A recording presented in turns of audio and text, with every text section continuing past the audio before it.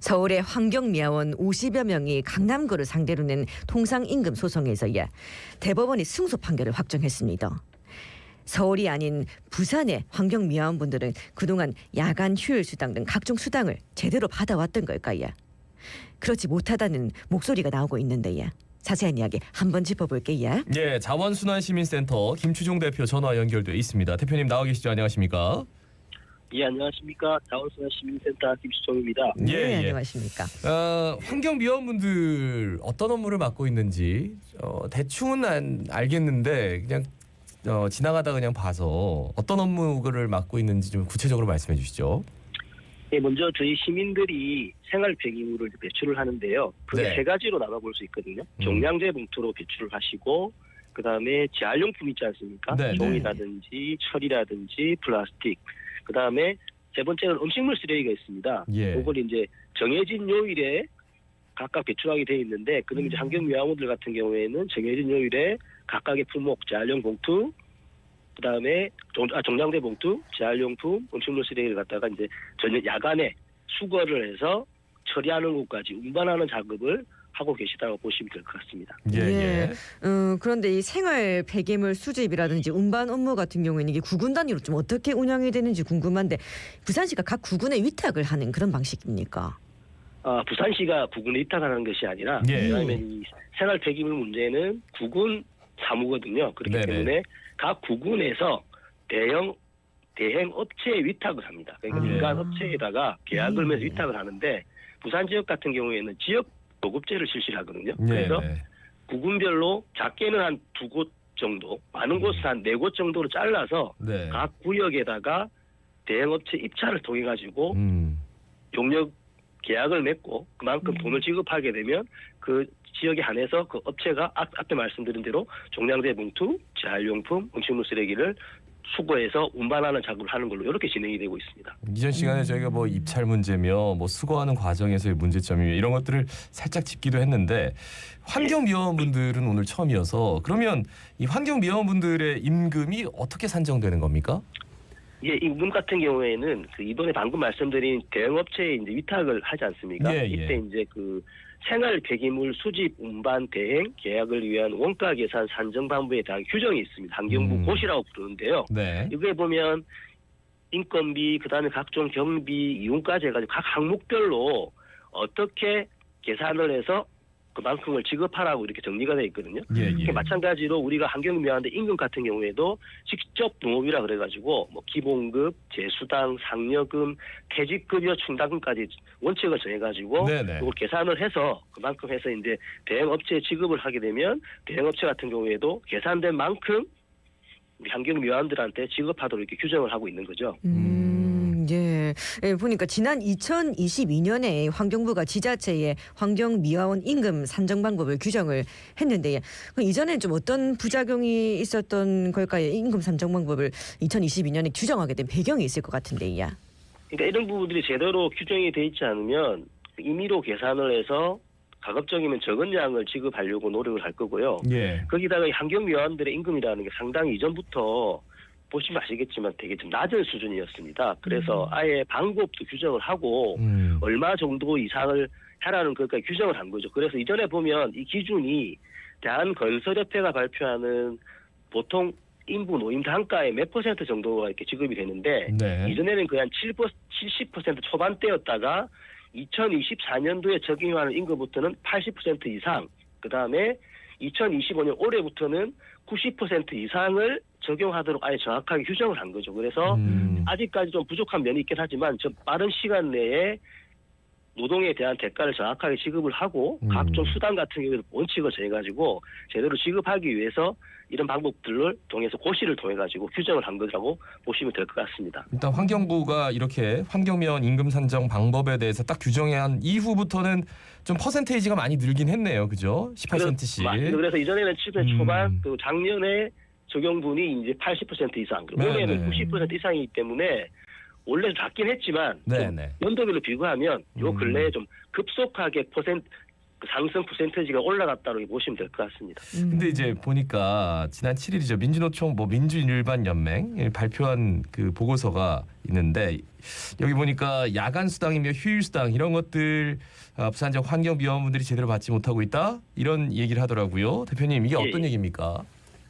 이게 제가 볼 때는 두 가지 가능성이 있는데 저도 그 내용을 정확하게 제가 어떻게 볼 수 있는 사안은 아니기 때문에 잘 모르겠지만 두 가지 이유가 있겠죠. 일단 구청에서는 계산을 할 때 실수든 고의든 간에 좀 적게 지급 방금 말씀드린 것처럼 지금 급격하게 오르고 있기 때문에 좀 적게 계산을 해서 지급을 할 수 있겠죠. 그러면 대형업체 같은 경우에는 받은 만큼 지급을 할 거니까 잘해야 더 많이 지급하진 않겠죠. 그래서 경우에 이제 방금 말씀하신 야간이라든지 휴일 수당이 좀 이렇게 누락되는 경우가 있을 수 있고요. 그다음 두 번째는 이게 이전부터 문제가 됐는데 구청에서는 제대로 계산을 해서 규정대로 계산을 해서 지급을 했는데 대형업체가 그걸 받았지만 지급하는 과정에서 제대로 지급하지 않는다든지 이런 부정적인 방법을 통해서 하다 보니까 환경위원들이 원래 정해진 액수조차도 못 받게 되는 그런 두 가지의 경우가 있을 수 있다고 생각합니다. 그래서 아마 임금이 적게 나오고 그러니까 문제 제기하신 분들이 이것들이 문제가 있다라고 제기를 하신 거겠죠. 근데 사실 구청에서 계산을 덜 해가지고 일부러 줄이려고 내려보내는 것보다는 구청에서 내려보내줬는데 해당 업체에서 조금 중간에서 좀 공정하게 집행을 안 하는 경우가 좀 많지 않을까? 개인적인 생각은 그렇게도 드는데. 예, 지금까지는 대형업체에서의 문제가 훨씬 많이 불거졌습니다. 사실. 그리고 또 이 부산 대부분의 지자체가 통상임금 산입 범위에 상여금이 꼭 들어가야 되는데 이 부분을 빠뜨리고 있다. 이런 얘기도 있더라고요. 이 부분도 좀 짚어주시겠습니까? 이 부분은 방금 시작 때 말씀하신 것처럼 작년, 그러니까 2024년이죠. 12월 29일 날 대법원 전원 합의체에서 통상임금의 상여금을 꼭 넣으라고 판결을 했습니다. 그러면 이전까지 부분은 소급 적용이 안 되겠지만 이후로는 지급 문제가 발생을 하겠죠. 벌써 2025년인데. 근데 문제는 뭐냐면 방금 원가 계산 제가 말씀을 드렸는데 그러면 올해 거는 작년에 하반기쯤에 정리를 합니다. 그럼 계산을 했겠죠. 그때는 아마 통상임금에다가 상여금을 안 넣었을 거예요. 그걸 기준으로 통상임금 곱하기 어떻게 계산해가지고 원가를 만들어서 이제 지금 지급을 하고 있을 텐데 이 판결이 나니까 올해 분에도 적용을 해야 될 거 아닙니까? 그런데 계산상으로는 벌써 이제 빠졌다가 바뀌니까 아마 지급되는 양이 적을 거예요.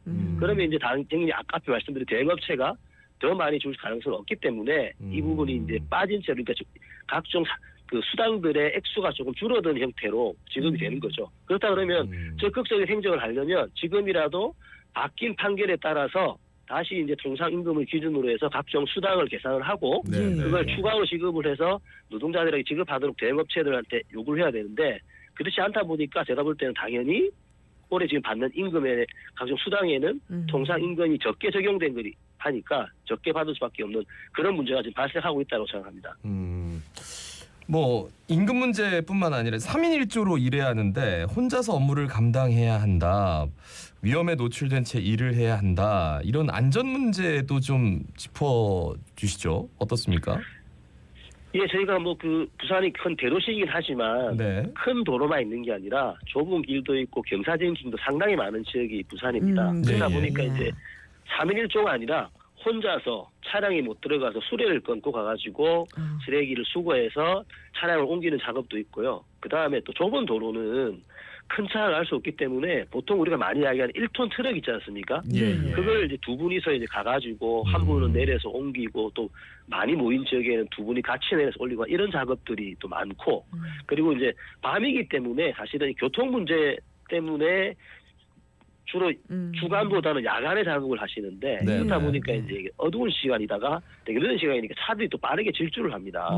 거기다가 또 이제 그 보통 우리가 청소차라고 부르는 걸 보시면 앞에 운전하시는데 수고하시는 분들은 매달려 가다가 스톱을 하면 다시 싣고 또 매달 이런 방식으로 하다 보니까 또 떨어져 가지고 다치시거나 죽는 이런 부분 상당히 많이 발생을 하고 있거든요.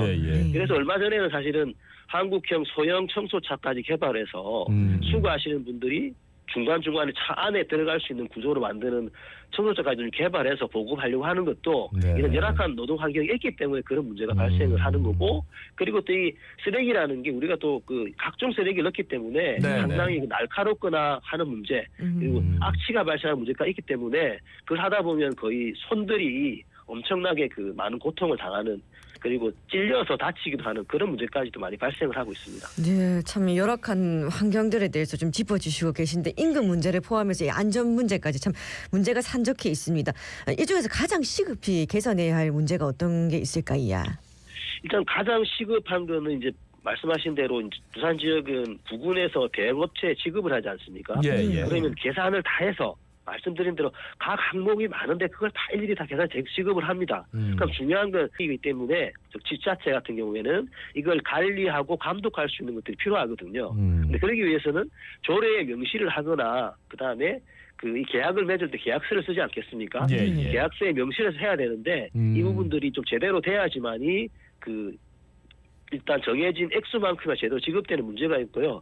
하나 제가 짚고 싶은 문제는 저희가 버리는 쓰레기를 낼 때 종량제 봉투를 산다든지 음식물 쓰레기 수수료를 지급하는데 이게 실제로 이 수집 운반에 드는 원가의 30%대입니다. 그러니까 나머지는 다 세금으로 투입이 되고 있잖아요.